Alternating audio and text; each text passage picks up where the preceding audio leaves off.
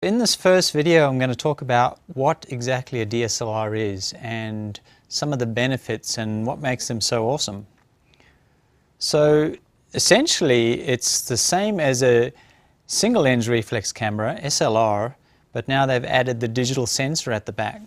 So if I dig out my old trusty Nikon FM2, now this is an SLR camera, so this doesn't have the digital back. It's a film camera. So that's the main difference between a digital SLR and a SLR camera. So as you can see, this is where we loaded the film, 35mm film. So like the digital SLR cameras, it had a control button at the top. Now this is a fully manual camera, so this actually had shutter speeds, ISO settings, and then the aperture you would actually change on the lens. Now getting back to the digital SLR cameras, we've now replaced the film back with an actual digital sensor on the inside, and there's a bunch of extra buttons and controls associated with digital SLR cameras. Now the big benefit, of course, going digital is that you can preview images immediately after taking them, and with memory cards now, as the sizes get bigger and bigger, you can literally fit thousands of images on these memory cards. So if you were using a traditional camera, a film-based camera, that would be 50 to 100 rolls of film would be the equivalent of one memory card. So there's no question that there's a huge advantage going digital. And one of the other advantages of going digital is having that instant access to your images so that you can put them on the computer, you can manipulate them, you can email them and print them. So it really puts you in control of your photography a lot more than before. Before you'd have to get the rolls of print or slide film sent to the lab and wait a few days. In some cases you could get them at an hour processing place, but you really don't know how your photos came out until they came back from the lab. Definitely a distinct advantage. Now, of course, some of the new cameras, digital SLRs, are very capable HD video cameras as well. Now, the real benefits of a digital SLR over a point-and-shoot camera are the fact that you have interchangeable lenses. So that allows you to swap lenses, upgrade your lenses. You can buy more professional quality lenses, and you can buy more specific lenses to whatever type of photography you're into. There's specialist lenses as well. So the upgrade options are quite amazing. And you can really start off basic with your kit and then build up accessories and lenses in a direction where your photography takes you. Another benefit of digital SLRs over point-and-shoot cameras is their response rate. Like a digital SLR, when you pick up and shoot, it's instant when you hit that shutter button. There can be a slight delay with the autofocus and the exposure calculation, but it's fractions of a second and it's really responsive compared to some point and shoots where you'll press the button and half a second to a second later it'll take the image. Another benefit of digital SLR cameras over point and shoots are the amazingly big sensor, and that allows you to get really low light photographs with very little noise, and so the image quality is really quite a jump up from a point and shoot camera. Now a lot of still photographers too, the benefit for digital SLR cameras and why they are used by professionals is the fact that you have a viewfinder where you're looking through the lens, so you're seeing exactly what the camera is seeing. And that also allows you to compose your shots better with less distraction. So you're basically looking straight through your lens and be able to compose with minimal distractions.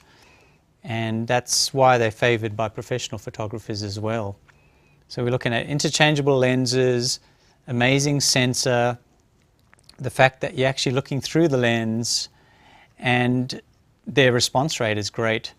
And also what they have done with digital SLR cameras is they've put a lot of the essential settings as dedicated buttons, and that's really important for a professional photographer to be able to really quickly access those controls that he needs and those settings he needs.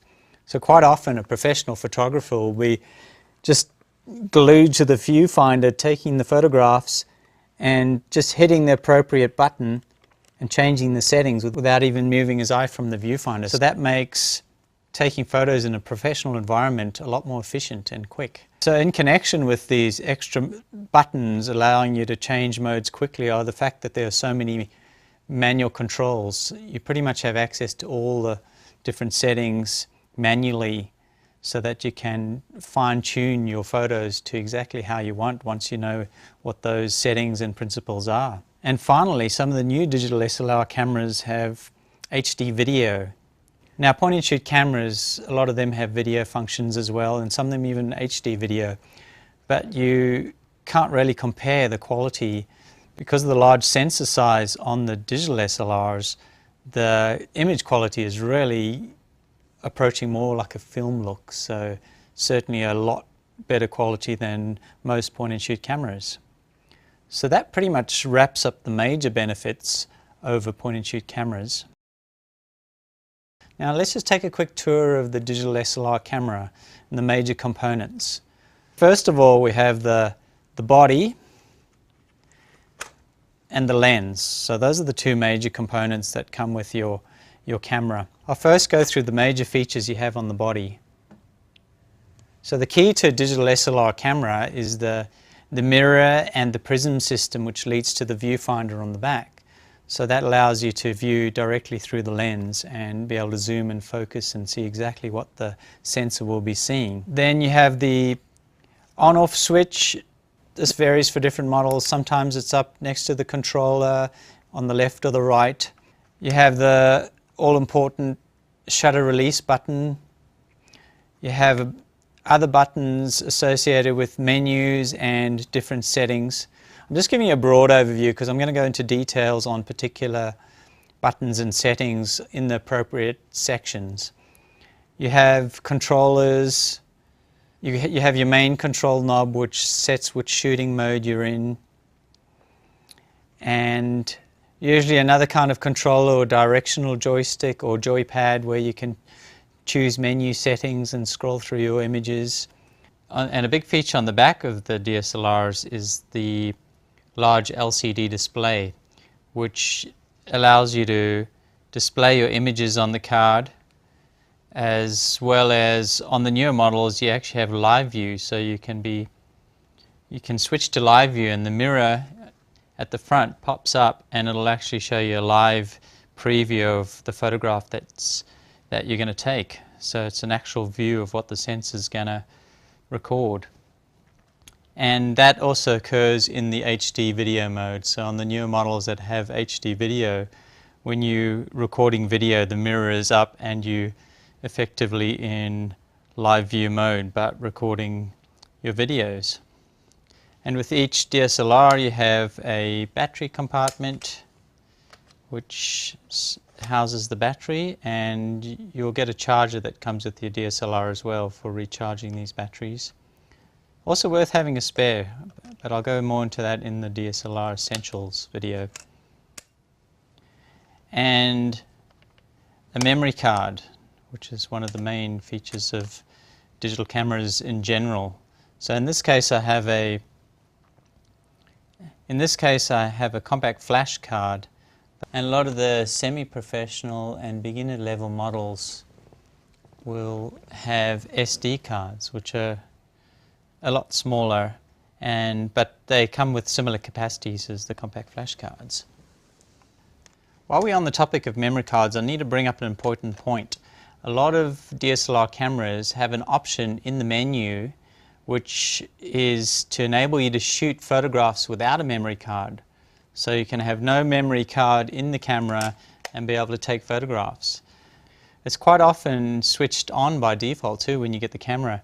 Now I think that's a really risky situation because you don't want to be put in a situation when you go out with your camera and you get that sort of perfect photograph and you line it up and you take the photo and then you find that you actually don't have a memory card in the camera. So the first thing you should do when you get your camera is check in the manual, find out where that setting is and turn it off. You don't want to be able to shoot photographs without a memory card.